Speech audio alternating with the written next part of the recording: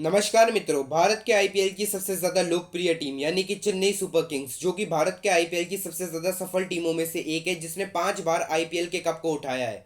पर आईपीएल की इतनी ज्यादा सफल टीम होने के बावजूद भी चेन्नई सुपर किंग्स को आखिर 2 साल के लिए आईपीएल क्रिकेट से ही क्यों बैन कर दिया गया था। तो आइए दोस्तों, हम सभी लोग साथ में मिलकर जानते हैं और समझते हैं कि आखिर चेन्नई सुपर किंग्स के 2 साल के बैन के पीछे का असल कारण था क्या। दोस्तों, 2013 के आईपीएल के सीजन में कई सारे आरोप लगाए जा रहे थे कि सट्टेबाजी और मैच फिक्सिंग हो रही है। इसका नतीजा ये आया कि गुरुनाथ मियप्पन को चेन्नई सुपर किंग्स और मुंबई इंडियंस के फाइनल मैच वाले दिन ही स्पॉट फिक्सिंग के आरोप में गिरफ्तार कर लिया गया। आईपीएल में सट्टेबाजी करने के आरोप में बीसीसीआई अध्यक्ष के दामाद गुरुनाथ मयप्पन को आखिरकार मुंबई पुलिस ने गिरफ्तार कर लिया। करीब 3 घंटे की पूछताछ के बाद मयप्पन को गिरफ्तार किया गया। दोस्तों, अगर आपको ये बात पता नहीं है कि गुरुनाथ मियप्पन कौन है, तो फिर हम आपको बता दें कि ये चेन्नई सुपर किंग्स के टीम के मालिक यानी कि श्रीनिवासन के बेटे हैं।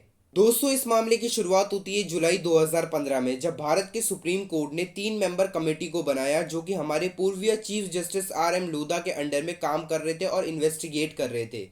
इसी इन्वेस्टिगेशन के दौरान RM लोधा की कमेटी को मैच फिक्सिंग और सट्टेबाजी के खिलाफ कुछ एविडेंसेस मिले थे, जिसकी वजह से 2 साल के लिए चेन्नई सुपर किंग और राजस्थान रॉयल्स को आईपीएल से 2016 से 17 तक के लिए बैन कर दिया गया था। इसी के साथ ही गुरुनाथ मियप्पन, जो कि चेन्नई सुपर किंग्स के मालिक के बेटे थे, उन्हें भी लाइफ टाइम के लिए भारत के हर किसी क्रिकेट मैचेस से बैन कर दिया गया था।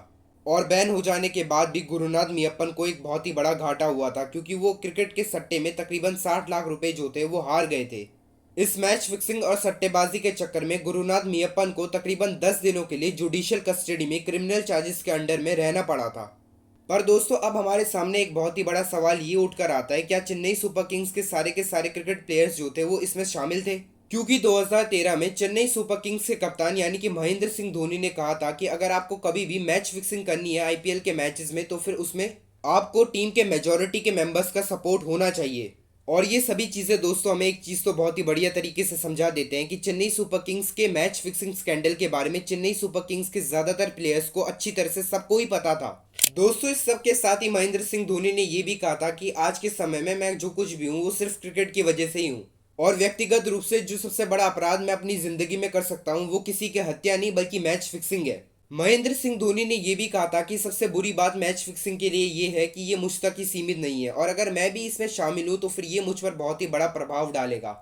इस सब से दोस्तों हमें ये भी बात पता चलती है कि कभी भी अगर आईपीएल के अंदर हमें दोबारा से मैच फिक्सिंग स्कैंडल देखने को मिलता है, तो फिर उसमें किसी एक का निर्णय जो है वो बिल्कुल भी नहीं होता है। मैच फिक्सिंग के बारे में पूरी की पूरी टीम को पता होता है, और कभी भी अगर मैच फिक्सिंग हमें करानी है तो फिर मेजॉरिटी जो है वो हमारे साथ होनी चाहिए। इसका मतलब यही है दोस्तों कि जब तक मेजॉरिटी नहीं है, कोई भी मैच फिक्सिंग जो है वो कभी हो ही नहीं पाएगी। और मैच फिक्सिंग का जो पैसा आता है दोस्तों, उनमें से भी कुछ परसेंट जो है वो उस क्रिकेट टीम को दिया जाता है। पर दोस्तों, आज के समय में आईपीएल के अंदर अभी तो कोई फिक्सिंग स्कैंडल जो है वो हो नहीं रहा है। फिलहाल तो अभी यहाँ पर सब कुछ ठीक है। पर अब आप अपने विचार जो है हमें कमेंट सेक्शन में यह लिखकर बताएं कि 2025 के आईपीएल में महेंद्र सिंह धोनी जी जो हैं वो अपनी वापसी करेंगे कि नहीं।